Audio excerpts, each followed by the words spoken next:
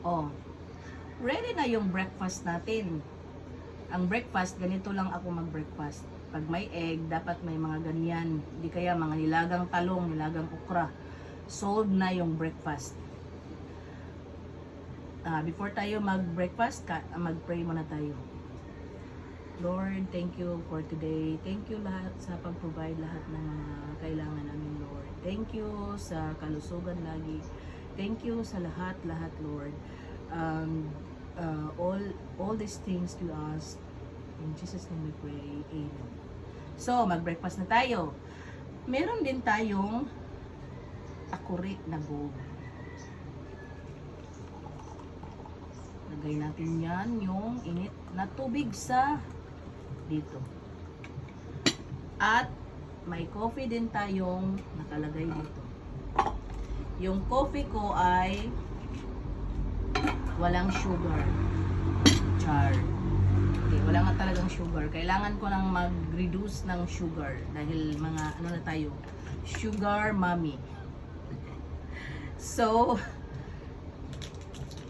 in the future, kung magtatanong kayo anong coffee to, makapaliit ng tiyan. O, tingnan mo yung tiyan ko, hindi na masyadong malaki.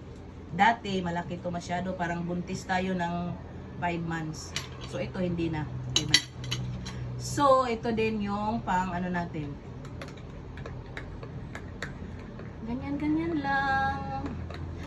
Pag umaga kasi, dapat ang mga buhay-buhay natin or mga mind natin, kahit marami tayong trabaho, i-relax muna natin yan.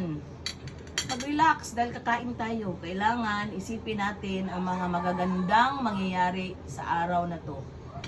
Relax, smile, di ba? Para maganda yung pasok ng araw natin. Lalo na ngayon, Sunday. So mamaya mag-church tayo.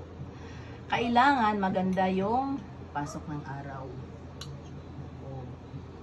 Ganyan lang yan. Huwag nating isipin lagi yung mga ano nangyayari sa buhay natin ngayon. Dahil nandyan na yan. Maging strong na lang tayo.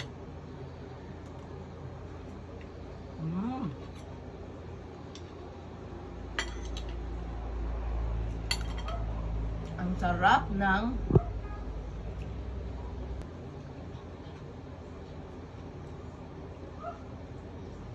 ng egg omelette. Sing sarap mo.